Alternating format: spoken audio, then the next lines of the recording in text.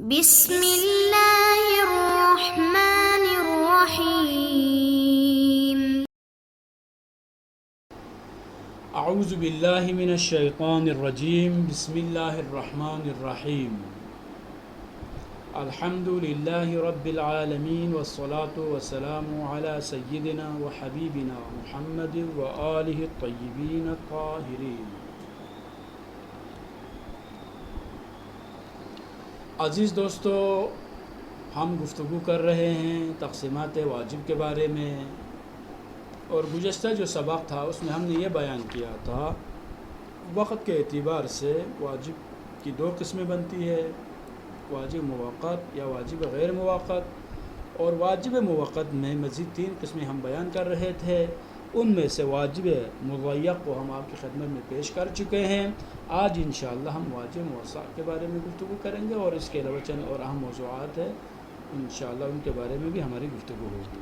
اب واجب موسع کسے کہا جاتا ہے شریعت میں، اس کی کیا تعریف ہے؟ تو فرماتے ہیں وجوب کا وقت زیادہ ہو اور واجب کا وقت کم ہو تو اس واجب کو واجب موسع کہا جاتا ہے، یعنی جو فعل ہم نے انجام دینا ہے اس کے لیے اتنا زیادہ ٹائم دینے کی ضرورت نہ ہو، لیکن شارع نے ہمارے لیے وقت کو جو ہے بہت وسیع وقت اگر شارع نے دیا ہو اس کو کہتے ہیں واجب موسع۔ جیسے نماز کے لیے جو وقت مختص ہے وہ زیادہ ہے، لیکن انجام دینے کے لیے اتنا وقت نہیں چاہیے۔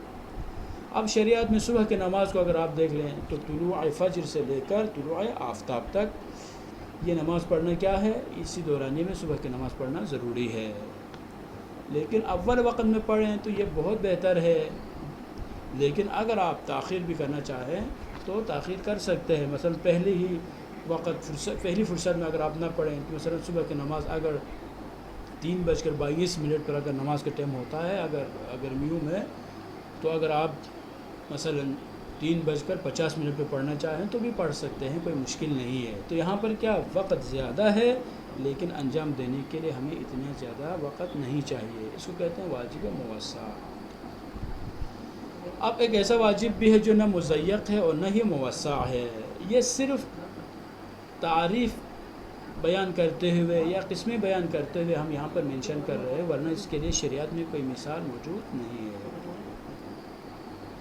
زمان وجوب اضیق ہو زمان واجب سے، یعنی انجام دینے کے لیے زیادہ وقت چاہیے ہو، لیکن شارع نے جو وقت مختص کیا وہ کم ہو، یہ فقط تصور کے حد تک ہے، اس کی کوئی مثال نہیں ہے۔ یعنی فرض کریں شارع نے ایک ایسا کام ہمارے ذمے پر فرض کیا ہے جس کا انجام دینے کے لیے 10 گھنٹے چاہیے، لیکن شارع نے خود جو وقت مختص کیا ہو 5 گھنٹہ مختص کیا ہو، کہا کہ یہ 10 گھنٹے پر مشتمل یہ جو کام ہے اس کو 5 گھنٹے میں آپ نے انجام دینا ہے، ایسا کوئی مورد شریعت میں موجود نہیں ہے، چونکہ یہ تکلیف ما لا یطاق لازم آتی ہے کہ انسان کو ایک ایسی چیز کی تکلیف دیں جس کو بجا لانے سے یہ انسان قاصر ہے، یہ انسان ناتواں ہے۔ تو یہ فقط جو ہے صرف سمجھانے کے لیے ہے، ورنہ شریعت میں اس کی کوئی مثال موجود نہیں ہے۔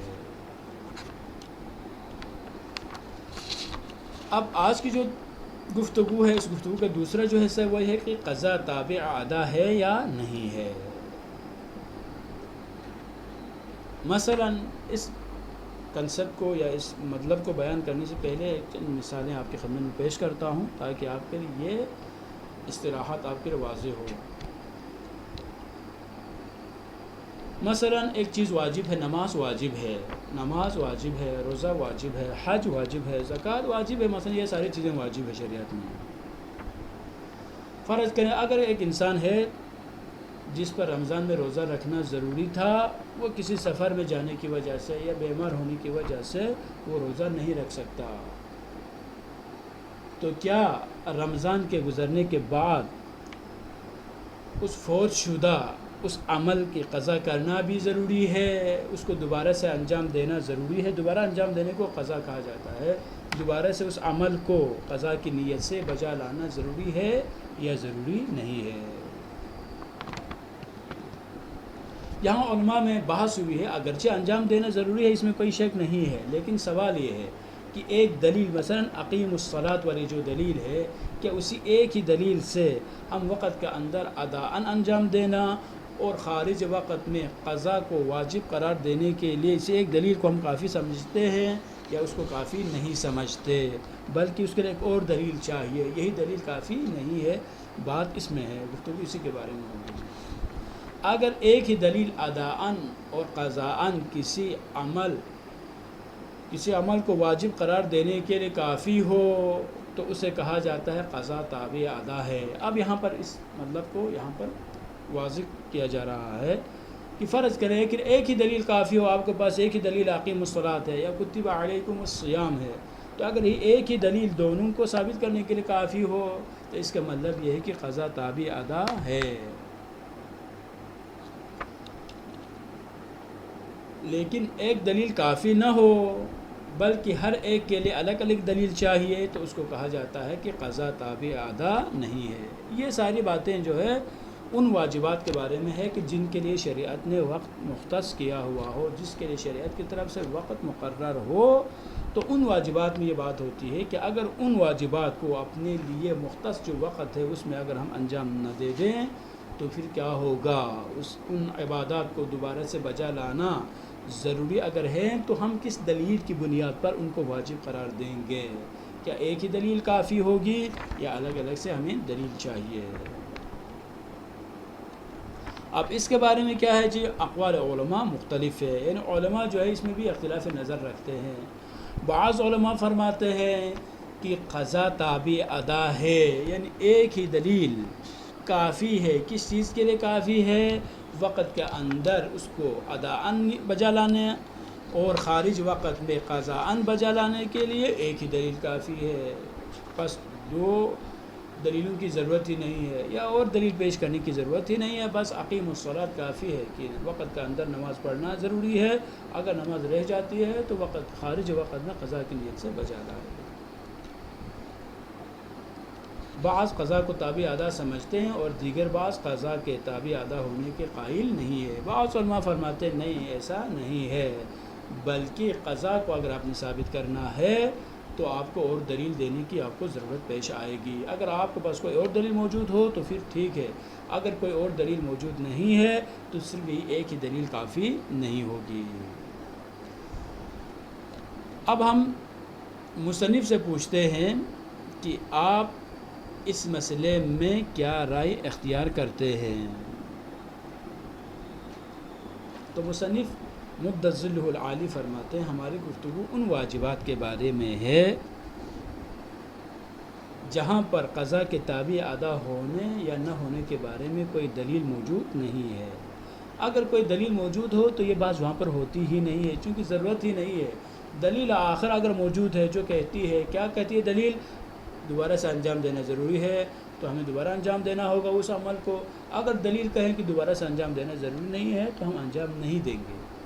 ہماری گفتگو ان واجبات کے بارے میں ہے جن کے لیے شریعت کی طرف سے فرض کریں کہ دوبارہ سے قضا کے بجا لانے پر کوئی دلیل شریعت کی طرف سے جعل نہیں ہوئی ہے، کوئی خاص دلیل ہمیں ملتی نہیں ہے۔ فرض کریں اگر کوئی ایسا واجب ملتا ہے تو وہاں پر قاعدہ کلی کا تقاضا کیا ہے، اس کے بارے میں ہماری گفتگو ہے۔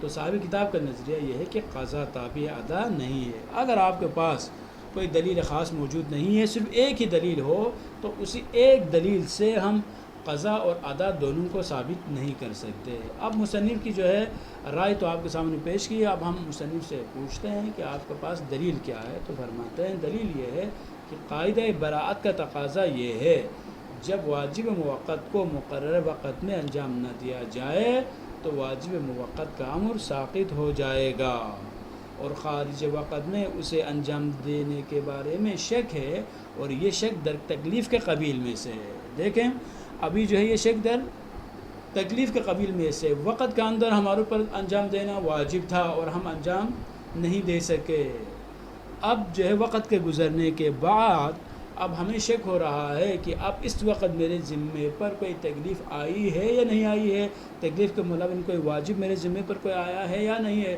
کوئی حکم شرعی میرے ذمے پر آیا ہے یا آیا نہیں ہے۔ تو جہاں بھی شک در تکلیف ہو وہاں پر تمام علماء فرماتے ہیں شک در تکلیف کی صورت میں اصولین کا یہی نظریہ ہے کہ شک در تکلیف کی صورت میں ہم براءت جاری کرتے ہیں۔ براءت کا مطلب یہ ہوگا کہ اگر وہ رہ جائیں تو پھر اسی دلیل سے ہم وقت کے باہر یا خارج وقت جس کو کہا جاتا ہے قضا کی نیت سے بجا لانا ہمارے لیے یہ ثابت نہیں ہے، اور شک در تکلیف کی صورت میں براءت جاری ہوتی ہے۔ سوالات: واجب موسع کی 2 مثال دے دیں۔ قضا تابع ادا ہونے کا جو مطلب ہے اس کو آپ واضح کریں۔ قضا تابع ادا ہونے اور نہ ہونے کے بارے میں مصنف کی رائے اور دلیل پیش کریں۔ وصلی اللہ علی سیدنا و نبینا محمد و آلہ الطیبین الطاہرین۔